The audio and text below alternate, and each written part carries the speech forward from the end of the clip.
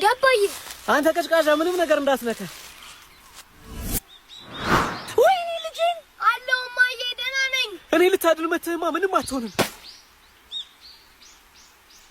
ምንድነው የኔ ውድ ባልሽበት ቁሚ ታርዛን ነው እንደዚህ ጫካ ውስጥ ያለው የኔ ውድ የሆነ ነገር አድርግ ይሄ ልጅ ምን ውስጥ እንዳለ አልገባውም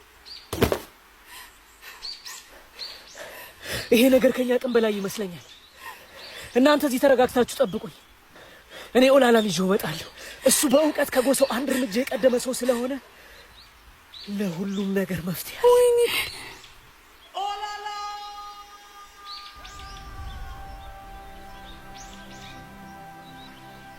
ባርኮት እባላለሁ ወደዚህ ጫካ የመጣ ነው ከ3 ቀናት በፊት ነበር ልጅ አሁን ይመጣልሽ አሁን ይመጣል የመጣንበት ምክንያትም ለበሽታዬ መድኃኒት ፍለጋ ነበር እኔ ዓለም ላይ እጅግ በጣም ጥቂት ሰዎች ላይ ብቻ በሚከሰተው አውቶቢሪዌሪ ሲንድሮም ወይም ሳይጠጡ በመስከር ህመም የተጠቃው ሰው ነኝ በዚህ በሽታ አንድ ኒኬስ የተባለ እንግሊዛዊ ጎልማሳ ተጠቅቶ እንደነበር ሰምቻለሁ ሰዓት ከፊልም በነጻ ጅዋጅዌ እየተጫወትኩ ነው ህመሙ የስካር በሽታ ነው ማለትም ምንም አይነት የአልኮል መጠጥ ሳልጠጣ ከመሬት ተነስቼ እሰክራለሁ የህመሙ ክፋት ደግሞ አፍ ላይ ሳይቀር የአልኮል ጠረን ማምጣቱ ነው በዚህም ምክንያት የትኛውንም ሰው እመነኝ አልኮል አልጠጣሁም ብል እንደ እብድ ከመታየት ውጭ ሰሚ አላገኝ ጭራሽ አልሰከርኩም ይላል እንዴ ጋንጋን እየሸተተ መንጃ ፈቃድ አምጣ አንተ እመነኝ ነው ሰክሬ አይደለም አሞኝ ነው ቢያምህማ ነው እንዲህ እስክትሆን ጠጥተህ 2 መኪና ገጭተህ የመጣው እኮ ህመሜ ሲነሳ እንደዘከረ ሰው ጭንቅላቴን እያዞረ አንደበቴን ቆልፎ ስለሚያንገዳግዳኝ ነው እንጂ እመነኝ ጠጥቼ አይደለም ናማ መኪናውንም እሱንም ወደ ጣቢያ ወሰድልኝ አረው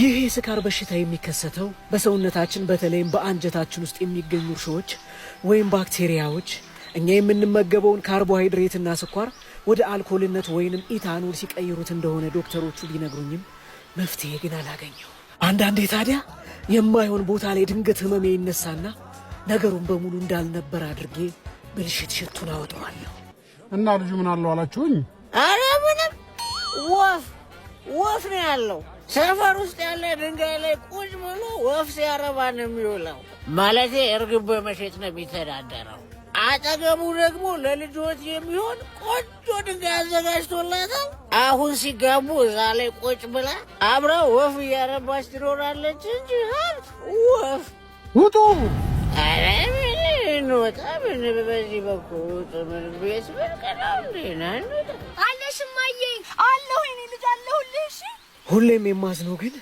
በሽታዬ ሲነሳ የሰፈር ሰዎችን ያለ ስማቸው እየጠራው በማስቀይማቸው ነገር ነው እንዴት አደራችሁ እንዴት አደርሽ ወይዘሮ ችግኝ አረ ወይዘሮ አትክልት ነው ስማቸው አትክልት ችግኝ ዋናው ሐሳቡ ነው ምንድነው ልዩነቱ አጅሬው እኔን ደግሞ እጽዋት በለኛ ምን ፈለክ አንተ ምን አለብህ 5 ሳንቲም ሳታወጣ ሞቅ ይላል ምን ሆነሃል ተክሉ የሱ እኮ ህመም ነው ምን ነው የሱን በሽታ ለኔ ባረገው እኔ እንዲሞቅ እንዲለኝ ምን ያህል ገንዘብ እንደከፈልኩ እኔና አስተናጋጇ ነው የምናውቀው የሱ እኮ በነፃ ነው በሽታ ይላል ቀልደኛ በቅርቡ ስለ ህመሜ የሰማው ይህ የባለቤት አብሮ አደግ የሆነው የዳሽን ባንኩ ሰራተኛ ስለ ኦላላና ጥበቡ ነግሮን ነው ወደዚህ ቦታ እንድንመጣ ያደረገን ኦላላ በነስ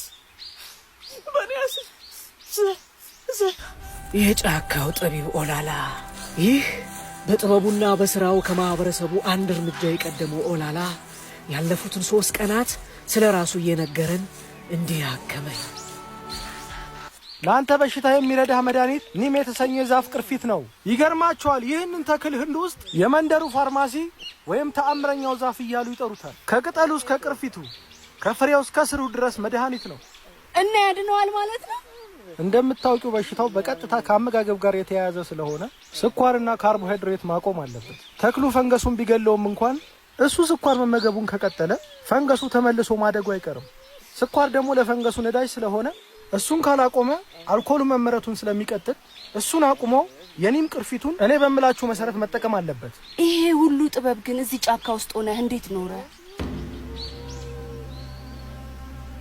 በአንድ ሰውና በአንድ መጽሐፍ አማካኝነት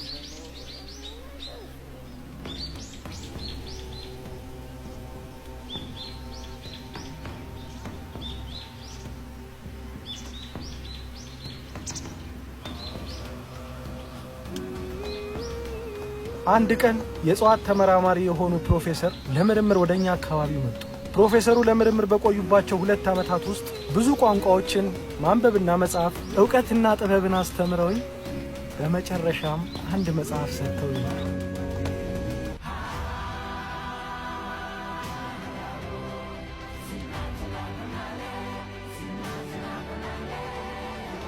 ምን ነበር መጽሐፉ? መጽሐፉ ስለ ፈዋሽ እጽዋቶች የሚናገር መጽሐፍ ነበር።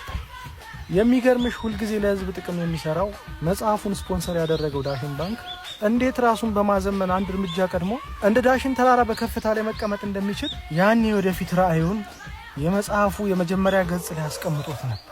እኔም ከስፖንሰር አድራጊው ዳሽን ባንክ አንድ እርምጃ መቅደምን ከመጽሐፉ ደግሞ የእጽዋቶችን ፈዋሽነት ተማርኩ።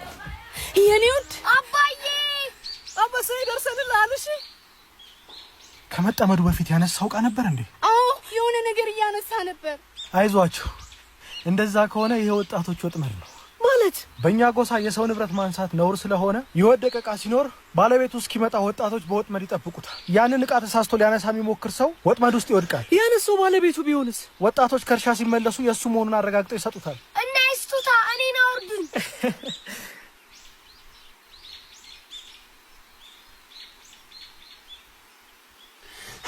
እሷ ባጌኔ ነች።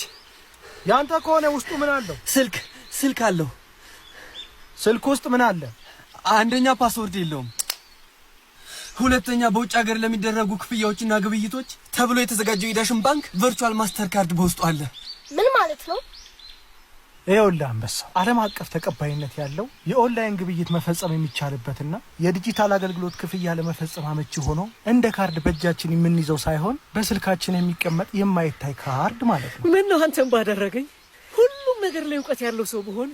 የዳሽን ባንክን መርህና አሰራር ወደ ህይወት ከወሰድከው ሁሌም አንድ እርምጃ ቀዳሚ ትሆናለህ።